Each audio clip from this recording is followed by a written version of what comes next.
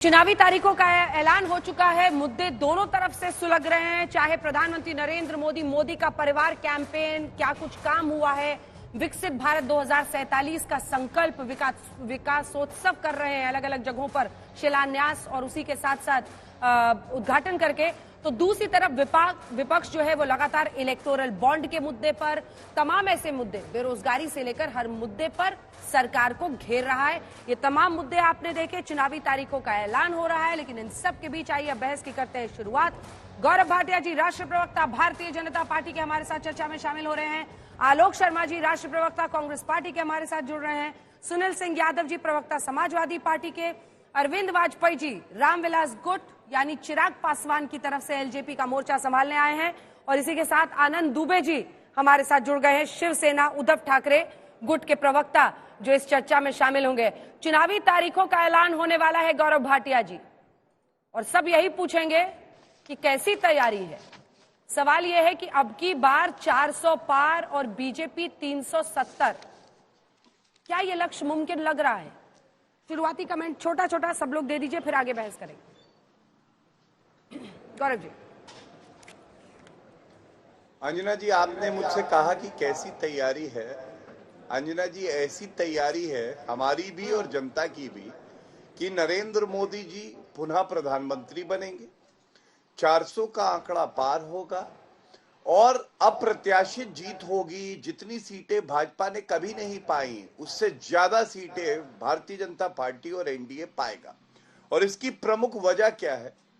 देश की जनता आतुर है, व्याकुल है, वो चाहती है प्रधानमंत्री जी ने जो तीसरा अपना टर्म कमाया है उनकी ताजपोशी की जाए, और जो उन्होंने एक 2047 का विकसित भारत का एक पूरा खाका बनाया है उसको पूरा कराया जाए।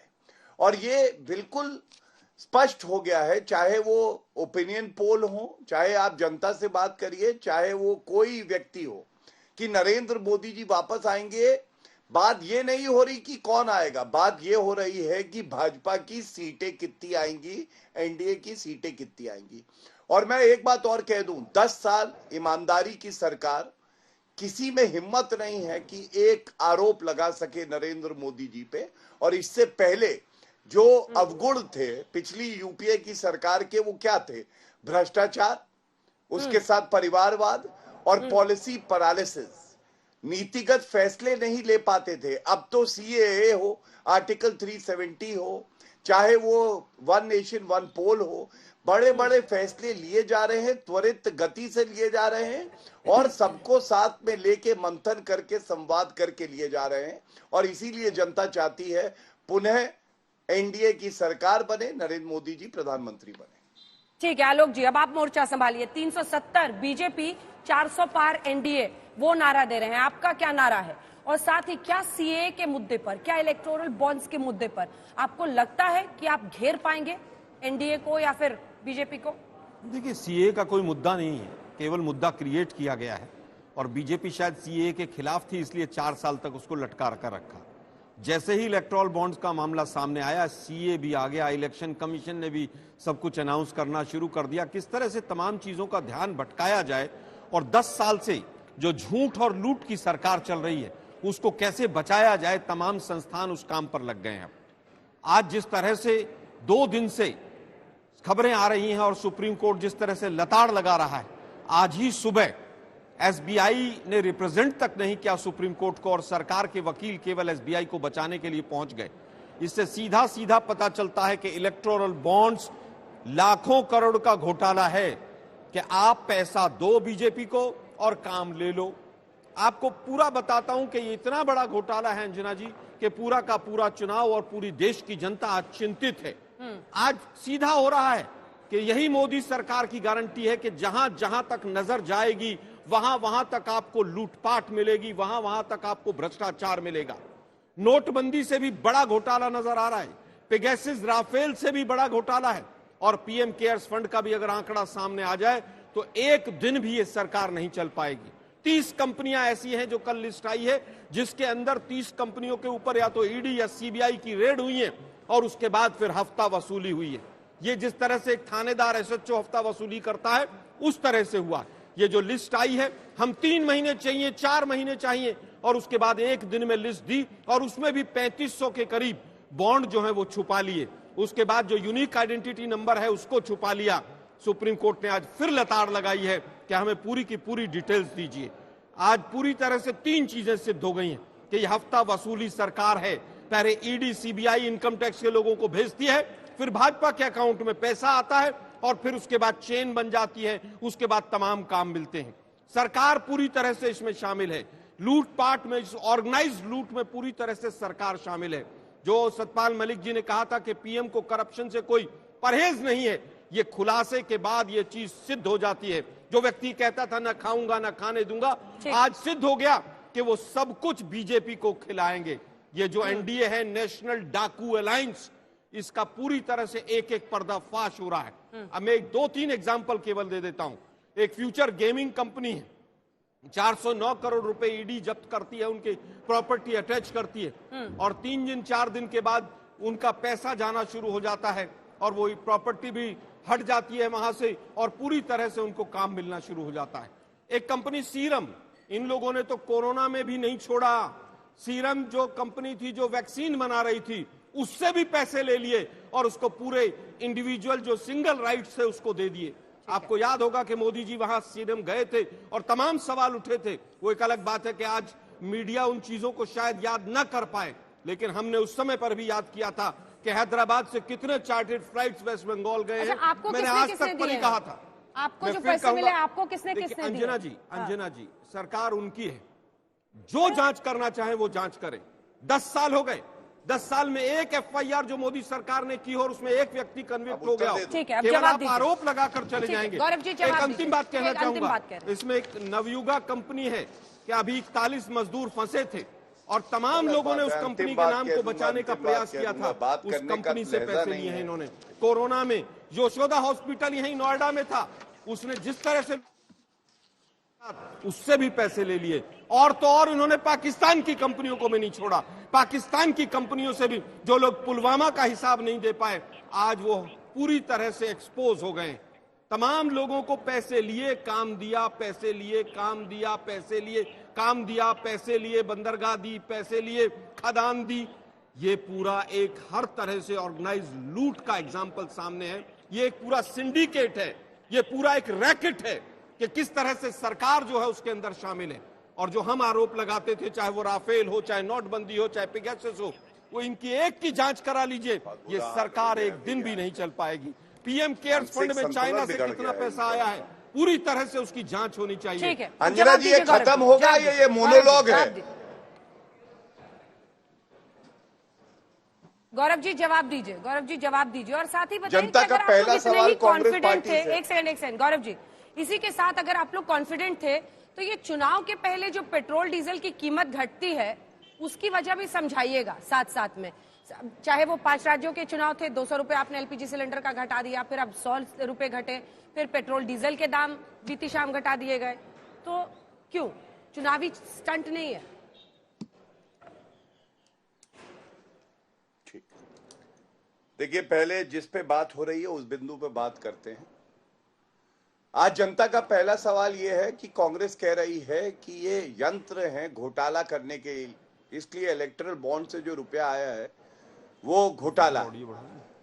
तो जनता पूछ रही है, ये जो 1421 करोड़ रुपए कांग्रेस पार्टी को आया है, ये कब लौटा रही है, या कांग्रेस पार्टी स्वयं को ही घोटालेबाज मानती है, जो जनता भी मानती है?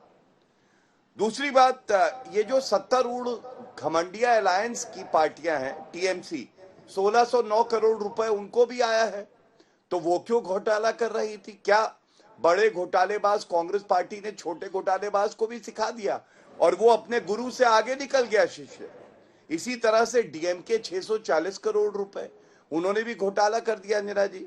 आरजेडी 72 करोड़ रुपए, आम आदमी पार्टी 66 करोड़ रुपए, समाजवादी पार्टी 14 करोड़ रुपए। अब आते हैं दूसरी बात पे। देखिए, सर्वोच्च न्यायालय ने जो आदेश दिया, हमने तो उस पर कोई आपत्ति नहीं करी, टिप्पणी नहीं करी, लेकिन यह भी आज पूछा जाएगा कि सर्वोच्च न्यायालय ने जो और फैसले दिए थे उस पे आपने क्या रुख अपनाया था? जज लोया का मामला आया, आपने सर्वोच्च न्यायालय पे उंगली उठाई। राफेल पे राहुल गांधी ने झूठ बोला, माफी मांगनी पड़ी। आप तब भी राफेल पे नरेंद्र मोदी जी पे कई टिप्पणियां करते हैं, अभद्र टिप्पणियां भी करते हैं। इसके बाद आपने सेंट्रल विस्टा का जो आया फैसला उसको नहीं स्वीकार किया।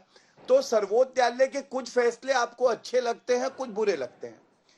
अगली बात अंजना जी जो बड़ी महत्वपूर्ण है, ये सिस्टम बेहतर था, उत्तम नहीं था। उत्तम सिस्टम भी आएगा, लेकिन इससे पहले क्या सिस्टम था और वो आंकड़े क्या थे, मैं आपको बताता हूं। इससे पहले कांग्रेस पार्टी ने क्या वसूली करी आपको पता है? 2004 से लेके 2013 तक इन्होंने 2354 करोड़ रुपया लिया।